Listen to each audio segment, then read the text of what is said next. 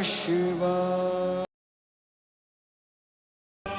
ओम नमः शिवाय। ओम नमः शिवाय। ओम नमः शिवाय। प्रणाम देवगुरु बृहस्पति। पधारें देवराज इंद्र। बृहस्पति आश्रम में आपका स्वागत है देवराज। आपने क्यों कष्ट किया देवराज? हमें संदेशा भिजवा दिया होता, आपकी सभा में हम स्वयं उपस्थित हो जाते। देवगुरु, हमें एकांत में आपसे अति आवश्यक परामर्श करना है।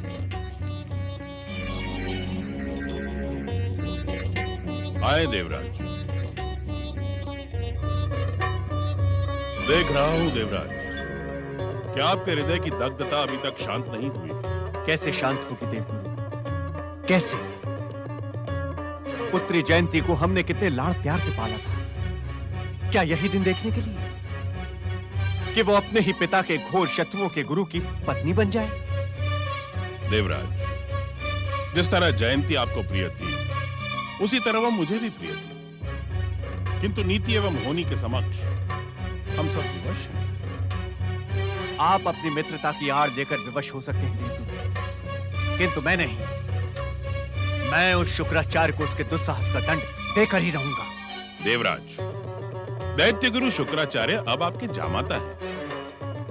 मेरी मित्रता से बड़ा संबंध तो आपका है। दैत्य गुरु के हित अहित में ही आपकी पुत्री का सौभाग्य जुड़ा है। मैं इस अधमपूर्ण संबंध को स्वीकार नहीं करता देवगुरु। देवराज, देवराज, देवराज, आपके स्वीकार ना करने से इस संबंध की पवित्रता पर आंच नहीं आती है देवराज।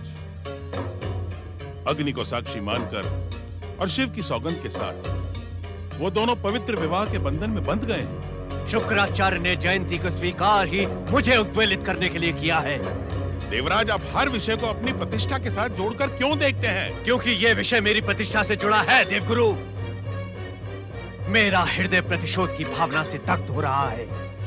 देवराज, प्रतिशोध की भावना वो ज्वालामुखी है जिसमें सर्वप्रथम मनुष्य स्वयं जलता है। आप प्रतिशोध की भावना को त्याग दें और अपने निश्चय का संकल्प करें। गुरुदेव, मुझे प्रतिशोध एवं संकल्प में कोई स्थायी अंतर दिखाई नहीं पड़ता। दोनों का उद्देश्य तो शत्रु का विनाश ही है ना? नहीं देवराज, प्रतिशोध तथा संकल्प में बड़ा गहरा अंतर। अर्थात प्रतिशोध प्रतिक्रियात्मक होता है, जबकि संकल्प क्रियात्मक। प्रतिशोध में विनाश की भावना छुपी हुई होती है तथा संकल्प में कर्तव्य बोध। किंतु अंतर तो स्पष्ट नहीं हुआ गुरुवर। देवराज, प्रतिक्रियात्मक होने से प्रतिशोध का लक्ष्य कोई व्यक्ति एवं समुदाय ही होता है, जबकि क्रियात्मक होने से संकल्प, उद्दात एवं समाज कल्याण निहित होता है। असमय आपके हास्य का कारण मैं समझ नहीं पाया देवराज। गुरुदेव, मैं प्रतिशोध की भावना से दग्ध होकर आपके पास एक योजना का परामर्श लेने आया था, किंतु मैं देख रहा हूं कि मेरी योजना आपके संकल्प से जुड़ी हुई है। यही मेरी प्रसन्नता का कारण था। योजना? कैसी योजना? देवगुरु, मुझे स्वर्गलोक के गुप्तचरों द्वारा ज्ञात हुआ है कि शुक्राचार्य और जयंती अनिश्चित समय के लिए अज्ञातवास को चले गए। हमें उस बात की सूचना मिल चुकी है देवराज। मेरी योजना शुक्राचार्य और जयंती के अज्ञातवास से संबंधित ही है। देवराज, कहीं आप शुक्राचार्य एवं जयंती के वैवाहिक जीवन में बाधा डालने की योजना तो नहीं बना रहे हैं? नहीं नहीं देवगुरु, कदापि नहीं। देवराज, धर्म सम्मत विवाह एवं नीति सम्मत संसर्ग करने वाले सभी स्त्री पुरुष की रक्षा का दायित्व प्रभु शिव शंकर का है। आप अपनी योजना पर विचार कर लें। देवगुरु, हम किसी के भी जीवन में बाधा डालने का प्रयास नहीं कर रहे हैं, अपितु एक ऐसी योजना पर कार्य कर रहे हैं जो सभी के लिए कल्याणकारी है, और इस कल्याणकारी योजना को केवल आप ही सफल बना सकते हैं। आपकी योजना क्या है देवराज? देवगुरु, शुक्राचार्य की अनुपस्थिति में आप शुक्राचार्य का रूप धारण करें, असुरों के मन में देवताओं के प्रति वैर एवं द्वेष को समाप्त कर दें, उन्हें प्रतिशोध एवं संकल्प की ऐसी शिक्षा दें कि असुर सदा सदा के लिए स्वर्ग पर आक्रमण करने का विचार ही त्याग करें। नहीं देवराज, प्रपंच का ये मायाजाल रचना हमारे लिए शोभनीय नहीं है। देवगुरु, तो फिर आप स्पष्ट कह दीजिए, आप स्पष्ट कह दीजिए कि आप देवताओं के गुरु होते हुए भी उनकी किसी भी प्रकार सहायता करने के इच्छुक नहीं हैं। देवराज, देवराज, ये कार्य अनुचित है। देवगुरु, यदि आपके उपदेश सुनकर असुरों की आसुरी वृत्ति जाती है तो इसमें अनुचित क्या है?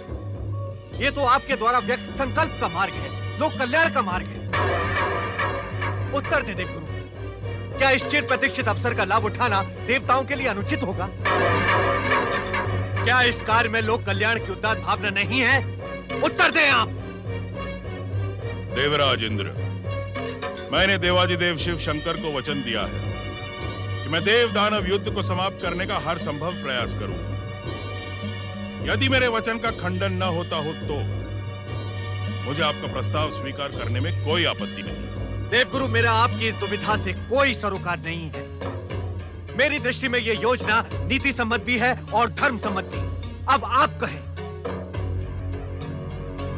देवराज इंद्र, आप प्रतीक्षा करें, आपको उत्तर मिल जाएगा। प्रतीक्षा?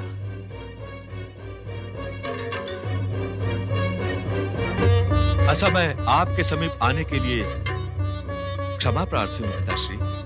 पुत्र, देवराज इंद्र के प्रस्ताव से मेरा मन दुविधाग्रस्त है। मुझे परामर्श दो कच्छ। मैं आपको क्या परामर्श दूं पिताश्री? मेरे ज्ञान के समस्त मार्ग आपसे प्रारंभ होकर आप में ही समाप्त हो जाते हैं। किंतु किंतु क्या पुत्र? निसंकोच कहो। आप सदैव हमें इस बात की शिक्षा देते हैं पिताश्री कि संसार की कठिन से कठिन समस्या का समाधान भगवान शिव के पास सुरक्षित है। आप उन्हीं की शरण में जाइए, वो आपकी दुविधा अवश्य दूर करेंगे। नारायण नारायण। अरे ये क्या? कैलाश आज सुनसान क्यों है? वीरान क्यों है आज कैलाश? भोलेनाथ, भोलेनाथ कहां हैं आप? भोलेनाथ, अपने इस परम भक्त दीनहीन नारद को दर्शन देकर कृतार्थ करें। हे भोलेनाथ, कहां हैं आप? भोलेनाथ, मुझे दर्शन दें। हे विश्वेश्वर, मुझे दर्शन दें। हे त्रिकालदर्शी, मुझे दर्शन दें। तुम इतना अधिक उत्तेजित क्यों हो रहे हो नारद? हम कैलाश से पहली बार अदृश्य तो हुए नहीं। किंतु भोलेनाथ, आज से पूर्व कैलाश को इतना सुनसान एवं वीरान कभी नहीं देखा। कृपया आप मुझे ये बताएं कि आपकी इस लीला का रहस्य क्या है? कैलाश का वातावरण शांत एवं समाधि के अनुकूल रहे, इस लीला का यही रहस्य है। अर्थात महादेव? नारद, जो परम शिव भक्त हमारी कृपा पाकर आवागमन से मुक्त होकर हमारा कैलाश लोक प्राप्त करते हैं, हमारी गतिविधियों से उनकी निरंतर साधना में बाधा पड़ती है। ये आप क्या कह रहे हैं भोलेनाथ? आपकी गतिविधियों से आपके भक्तों की साधना में बाधा पड़ती है? ये कैसा रहस्य है? नारद, भक्त को उसकी भक्ति का प्रतिफल देना ही ईश्वर का उद्देश्य नहीं होता, अपितु भक्त को भक्ति, साधना एवं तपस्या योग्य वातावरण उपलब्ध करवाना भी हमारा कर्तव्य है। कैलाश के सुनसान एवं वीरान होने वाली लीला का यही रहस्य है। नारायण नारायण। अर्थात एकांत में की गई साधना ही सफल होती है? ऐसा सदा नहीं होता ना, किंतु एकांत में की गई साधना में जीवन के अनेक रंगों एवं व्यवहारों से भटकने की संभावना कम होती है। यही कारण है कि एकांत में की गई साधना के स्वर हम तक शीघ्र पहुंच जाते हैं। नारायण नारायण। अर्थात जीवन के विविध रंगों एवं समाज के मध्य की गई साधना का कोई मूल्य नहीं? नहीं नहीं नारद, जीवन एवं समाज के मध्य साधना से हमें प्राप्त करने के अमूल्य क्षण उपलब्ध है। यदि ऐसे रंगमय वातावरण में कोई साधक लोभ मोह मत्सर छोड़कर एक भी क्षण हमारा स्मरण करे तो उसे हमारी भक्ति अवश्य प्राप्त होती है। यही कारण है नारद कि गृहस्थ आश्रम में की हुई साधना सबसे अधिक कठिन मानी जाती है। किंतु भोलेनाथ, दैत्य गुरु शुक्राचार्य के आश्रम में भी तो शांति छाई हुई है। क्या उनका अदृश्य हो जाना ये भी आपकी ही लीला का अंग है? भोलेनाथ, दैत्य गुरु की खोज में बेचारे असुर इधर उधर भटक रहे हैं। तुम्हें अपनी इस जिज्ञासा का शमन करने के लिए तनिक प्रतीक्षा करनी होगी ना। हे शिव शंकर, मेरी दुविधा दूर करें, मुझे मार्गदर्शन दे भोलेनाथ। हमें आपकी दुविधा का ज्ञान है देवगुरु बृहस्पति। यदि आप देवराज इंद्र की योजना अनुसार असुरों को सन्मार्ग पर लाने का प्रयत्न करेंगे तो ये हमें दिए हुए वचन का खंडन नहीं होगा। परंतु क्या भविष्य इसे कपट की संज्ञा नहीं देगा? क्या दैत्य गुरु शुक्राचार्य के प्रति यह बृहस्पति का अपराध नहीं कहा जाएगा? नारायण नारायण, क्षमा देवगुरु क्षमा। आपने तो यही शिक्षा हमें दी है कि किसी भी दुराचारी को सन्मार्ग पर लाने के लिए यदि अपने स्तर से नीचा उतरना पड़े तो वो कार्य अपराध की श्रेणी में नहीं माना जाता। नारद, एक गुरु अपने शिष्य के रूप में तुम्हारे जैसा शिष्य पाकर धन्य हो जाता है। क्यों देवगुरु? अवश्य शिव शंकर। नारद में शिक्षा को संग्रहित करने की अद्भुत क्षमता है। साथ ही नारद की प्रशंसा से मैं आपका संकेत भी समझ गया हूं। संकेत? कैसा संकेत देवगुरु? भोलेनाथ का संकेत यह है नारद कि जो शिक्षा कर्तव्य बताकर एक गुरु अपने शिष्य को प्रदान करता है, उसी शिक्षा का जीवन के कठिन एवं दुविधापूर्ण क्षणों में उसे स्वयं भी अनुसरण करना होगा। मेरे कर्तव्य का निर्धारण हो गया है शिव शंकर। मैं अपराध एवं कपट की बात भूलकर अपने कर्तव्य पथ पर जा रहा हूं। मुझे आशीर्वाद दें भोलेनाथ।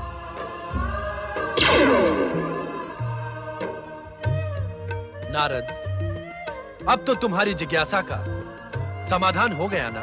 हाँ भोलेनाथ। तो अब अपनी जिज्ञासा का आवरण उतारकर असुरों को एकत्र कर उन्हें सन्मार्ग पर लाने के लिए अपने गुरु बृहस्पति की सहायता कर। भोलेनाथ, आपकी आज्ञा शिरोधार्य है, परंतु आप कृपया मुझे ये बताएं कि आपकी इस विचित्र लीला का परिणाम क्या होगा?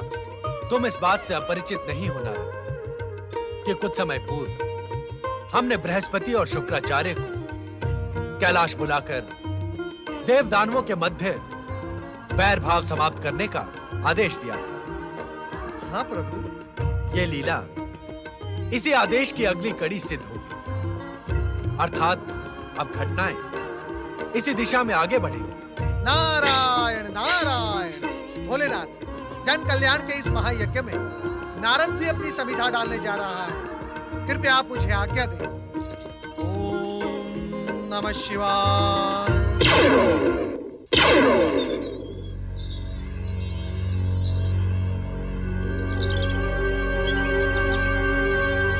ओम नमः शिवाय।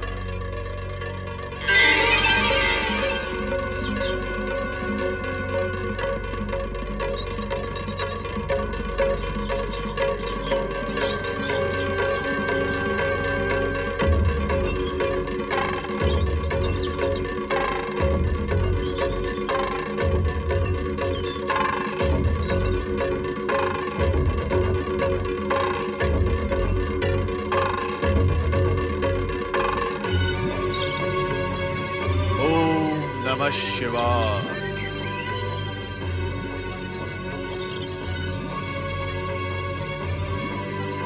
मेरा यह अपराध क्षमा करें भोलेनाथ।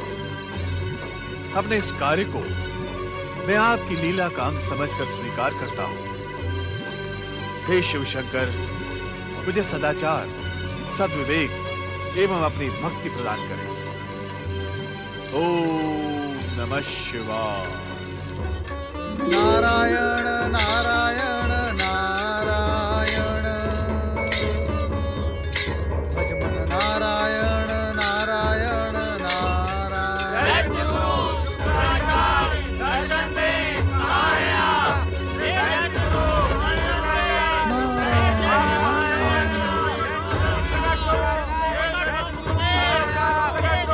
कहां गए दैत्य गुरु? पृथ्वी लील गई अथवा आकाश का ग्रास बन गए वो? हाँ? विद्रुपासुर, वो मायावी विकटासुर कहां है? विकटासुर, उपस्थित हो।